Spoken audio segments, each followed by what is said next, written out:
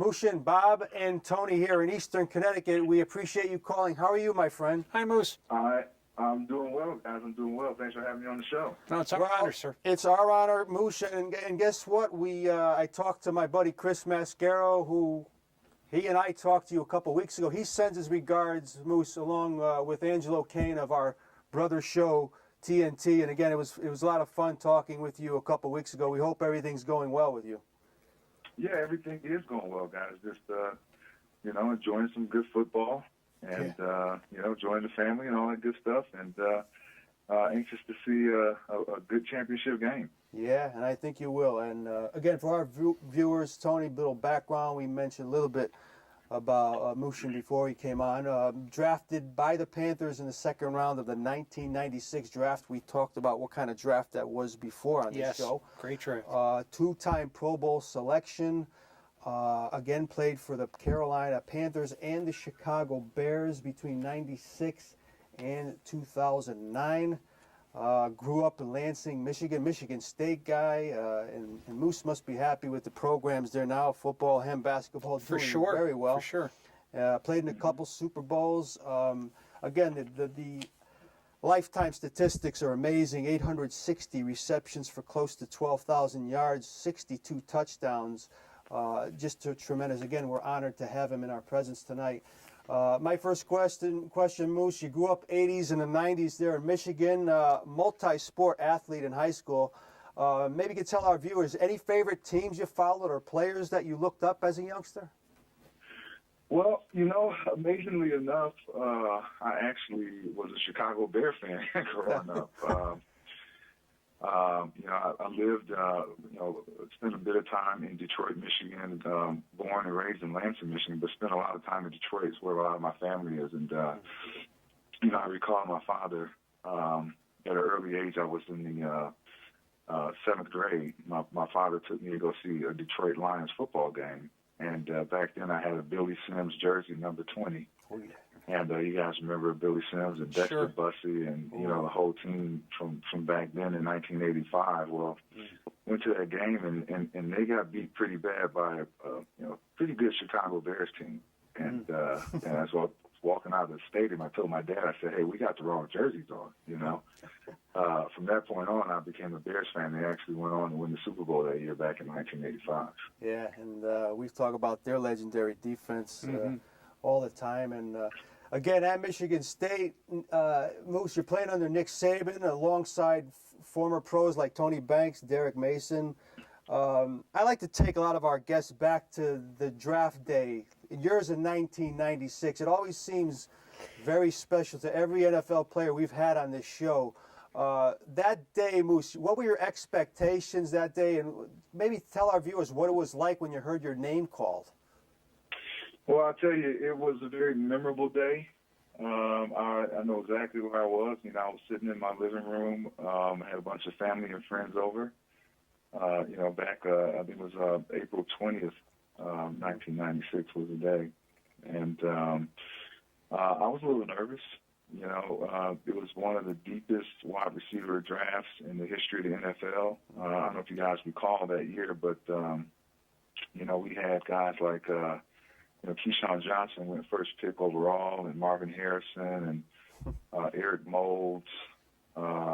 Amani Toomer went after me, but you had guys like Alex Van Dyke that went to the Jets, and Terrell Owens was drafted that year.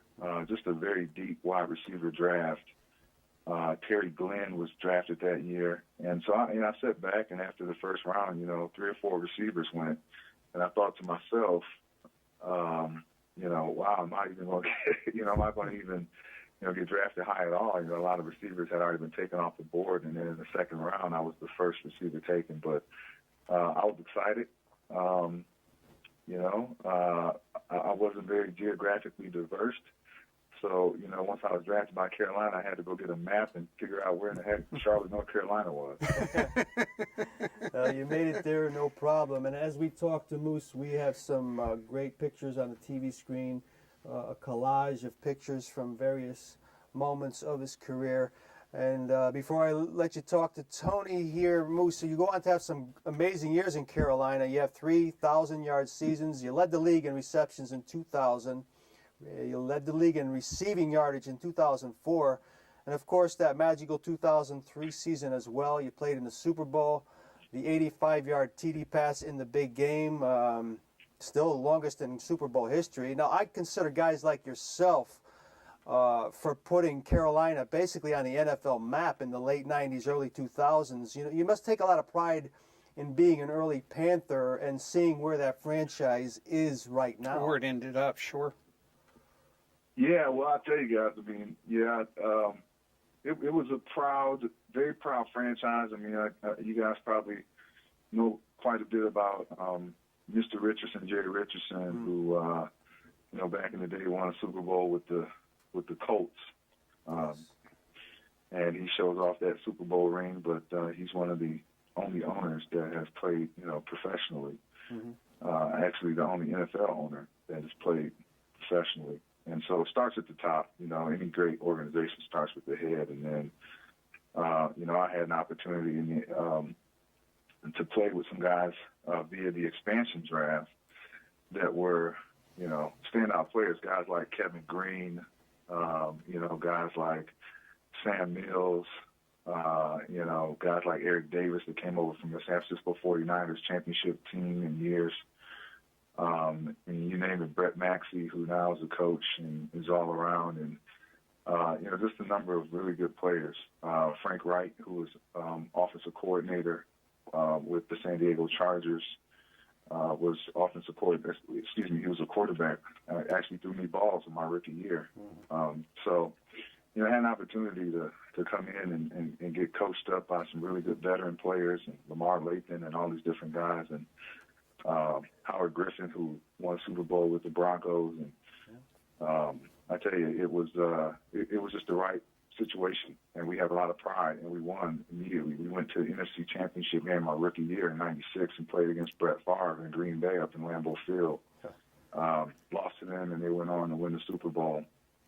But we had instant success and tasted it, knew what it felt like, and knew what we needed to do to get back there. It took us a while to get back, but the young core group of guys that were drafted into the Panthers were really the foundation that led the way going forward. And like you said, 2003 had an opportunity with guys like Mike Rucker and some of the other Julius Peppers, some of these other guys that came in and added to the pieces to the puzzle that really gave that organization a sense of pride and taking it to where it is right now. Yeah, I have a few questions more about some of those teammates, but again, Tony, question for Muhsin.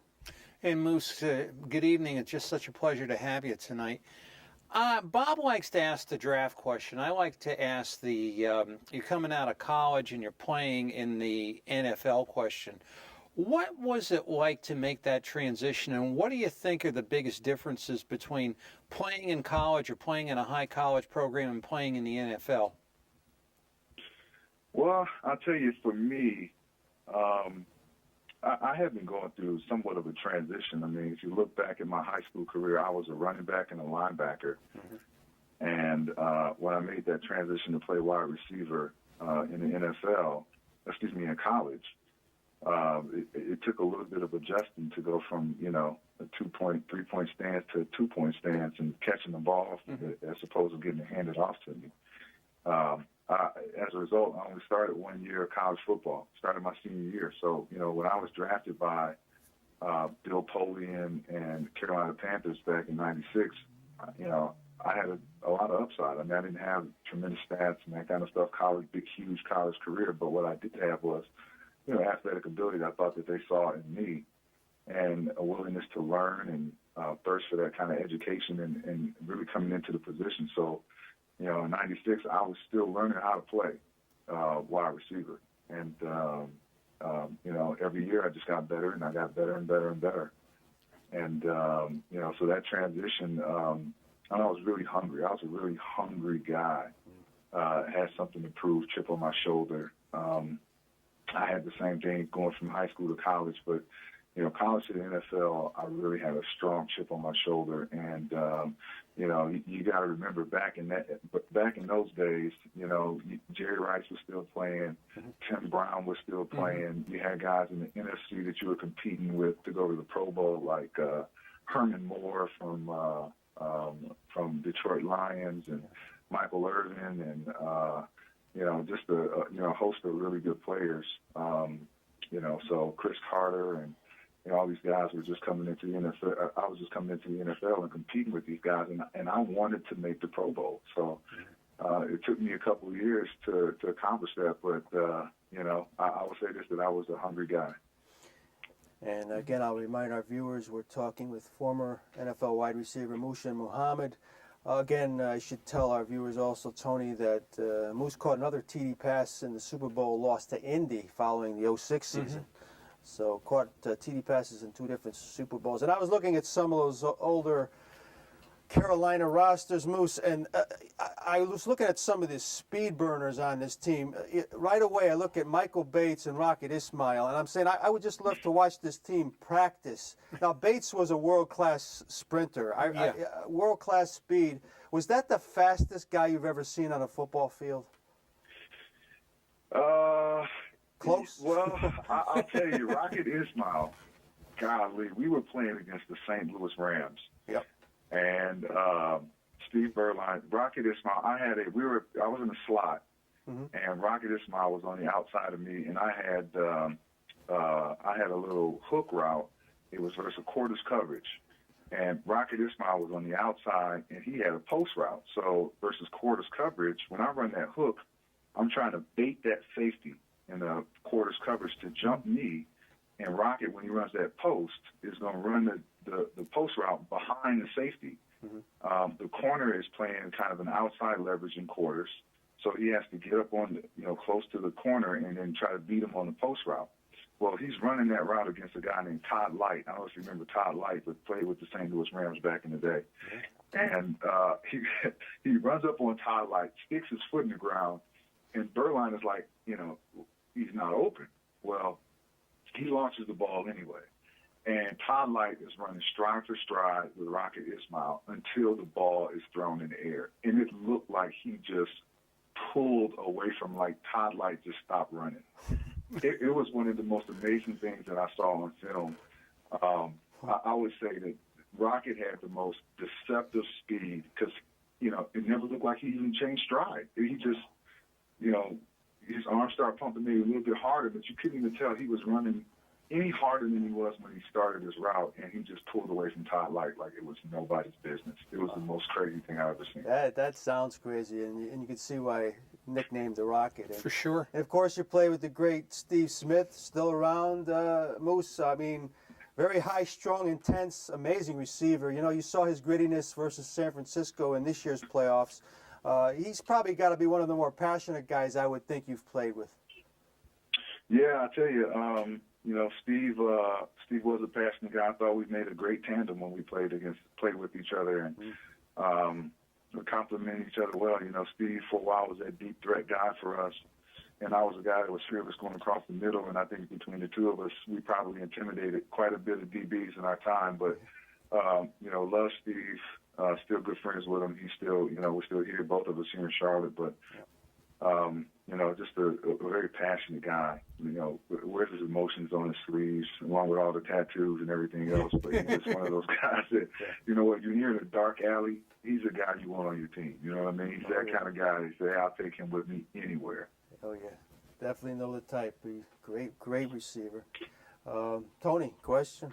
Yeah, and Moose, as far as playing in Chicago as opposed to Carolina, what are your memories of Chicago? And what was good and what was different, and what did you miss back in Carolina? Well, I tell you, I was a young guy drafted by Carolina and pretty much grew up in this city because I played here through 2 contracts. My first deal was 4 years, and the second one was 5, and I was almost 30 years old by the time I signed a deal with the Bears, and it was all I knew. And so, when I went to Chicago, it was a complete different experience playing in a city where you had so much history. You know, the city was rich in history. You had rabid fans. You know, you had fans that would not allow an opponent's jersey in the stadium, you know. And when you walked out and you went about the town, you know, people really worship their football players, and they love their football players. Not to say the Carolina Panther fans don't love their football players, but, you know, most of the time if you're down in the fourth quarter, the top row, the third level is empty. You know what I'm saying? And probably half, Sure. half of the rest of the stadium were those Bears fans. I mean, they're there to the bitter end. And, you know, it has its pluses and minuses. You know, I went through a really tough time with Rex Grossman. Yeah. And, you know, Rex had a hard time with the fans there. They can love you and they can hate you. So you see both sides of it. But the positives with Chicago, I mean, it was one of the most electrifying cities to play in. You know, there's nothing better than winning in Chicago. There's nothing worse than losing in Chicago. But there's nothing better. There's nothing better than winning in Chicago. And I had 3 winning seasons in Chicago. You know, we won a couple of conferences there. Yeah. Went to the Super Bowl, played in the Super Bowl in 2006 down in Miami. And I just had a great experience. You know, I embraced the fans. They embraced me, and we made, you know, it was just made music together. It was great. Yeah, it's great. Soldier Field, there's only one place like that, Muhsin. For sure. Some great players, you know, your Lance Briggs, Devin Hester, Urlacher. I mean, Urlacher, one of those motors that never stopped, all over the field, one tough, intense competitor. He was fun to watch, and of course, you were the more physical type. And speaking of the physical wide receiver position, we've talked this with a bunch of guys, Moose. And I talked to you a couple weeks ago about it, Moose. These guys now, they're basketball players, you told me. I mean, you know, their height and how they leap and how pass plays are designed now, it's almost as if you have to be an incredibly special athlete to play that position these days. You were 6'2", 220-ish. Yeah. There's guys now, they're 6'4", 2 foot, and they run like deer. But it's really, and you told me a couple weeks ago, Moose, these guys, they can leap like basketball stars. Yeah, I mean, I was a basketball player. I mean, I think that's when you really look at how the position started revolutionizing, when you're seeing guys like, you know, Michael Irvin and some of these other guys that would, you know, Herman Moore. I mean, he was a guy that you could just throw it up. I mean, they got Megatron there now, but Herman Moore back in the day was the Megatron before there was a Megatron, you know. And, you know, now you look at the Saints with Jimmy Graham, you look at Gronkowski out there, you know, making, you know, those types of catches. And then, you know, it just, you know, guys are becoming more and more athletic at these specialty positions. And I tell you guys, mark my words today, right? Yep. You know, guys like Richard Sherman, you know, defensive backs like Nnamdi Asomugha, those guys are going to revolutionize the cornerback position, because pretty soon you're going to have to match tall guard with tall guard or tall forward with tall forward. And as these offensive players become more lengthy in basketball players, you're going to have to put DBs out there that can do the same thing, have hips, and, you know, maybe he was a point guard that played, you know, 6'2", 6'3" point guard in high school. Well, now that guy's going to wind up being a defensive back. I mean, that's where the position is going in my eyes. Yeah. Interesting. Oh, yeah. Again, they're getting bigger and faster, and that's why you see a lot of the injuries, Tony, and the injury timeouts. And we talked about it in length with Moose a couple weeks ago. But, again, maybe a couple more minutes. Tony, one more question? You know, and Moose, as far as being a player in the NFL, when you come in and when you leave, I mean, Bob and I always talk about the sad tales of, you know, guys who...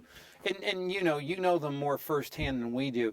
You may have had a few ups and downs yourself. And is there enough counseling going on and enough mentoring of the players, or is there mentoring and the players, you know, may not listen? I think the latter is probably the case. And you know, you have to have a thirst for education and being able to, you know, at some point in time, put the Xbox and PlayStation joysticks down and get out and see what the world is about, you know. Amen. And, you know, start learning how you want to transition from this, you know, football as a profession to another profession. And some people do it extremely well. Some people don't. Some people have no idea that it's going to happen, and it hits them abruptly, right? So, and it's unfortunate because I see a lot of those cases where guys are not prepared for, you know, what's coming next. And, you know, fortunately, I had a 14-year career, so I was in a position where I could plan my transition, and I was still healthy at the end of my career, and I had an option. I mean, do I want to come back and play another couple of years, or do I want to go off and start a business and kind of pursue other ventures? And I chose the latter. But not everyone has that luxury, and so it is kind of sad, guys, when you see players out here that haven't planned properly or get out over their skis, so to speak, and they set up a lifestyle that isn't sustainable, where their expenses are so high that it takes so much money to maintain. And that's part of education. But I guess just to answer your question, there's a lot of people out here trying to tell guys the things to look out for, the good, the bad, and the ugly. But with every sad story, there's probably someone there that says, "Hey, well, it's not going to be me," or right, I can do this or I can do that and get away with it, and then it winds up coming up to bite them. And Moose, before we let you go, again, Moose's website, moose87.com, to get more information on this tremendous man. I know you're involved in a variety of humanitarian causes. Your large family fuels a lot of the special work you do. Moose, maybe tell some of our viewers some of the endeavors that you're spearheading right now. Yeah, sure. Well, my business is Axum Capital Partners, which is a private equity fund that I founded here with some other business partners in Charlotte, North Carolina. But on the philanthropic side, I actually helped find a board here. It's the chapter called Gifts of Adoption chapter of the Carolinas. So, throughout my career, my wife and I, we had 4 biological children, and we adopted 3. And we helped start a Carolina chapter of Gift of Adoption. So we actually have a gala going on next week. And, if you want to learn a little bit more about that, it's giftofadoption.org. In addition to that, just a little bit of everything. Yeah. Guys, I've been all over the place, but big brother, big sister. I sit on the board, big brother, big sister. I've helped out with Ronald McDonald's House. I've been a spokesperson for Ronald McDonald House, Men for Change, the Battered Women's Foundation. I've just done a little bit of everything and just helping out charities in the area. I just think the more you can extend yourself to a certain extent, just try to get involved and help out some of the charities. And that's a great thought. Such good work. Thank you for sharing. Well, Moose, it's been our pleasure to have you on. Again, I'm sure we'll talk again on this show or the other show, hopefully next year, maybe in the fall, earlier next year we'll get you on. But it's truly an honor to speak with you, and having been in contact with you, we can call you a good friend of the show right now. And we thank you for cooperating and being a special guest tonight. Thanks so much, Moose. Bob, Tony, appreciate it, guys. And call me anytime, man. Love to come on. Love talking with you guys. Okay, Listen, we'll do. God bless and good night. Our best to your family. Take care, Moose. Okay, take care. Good night.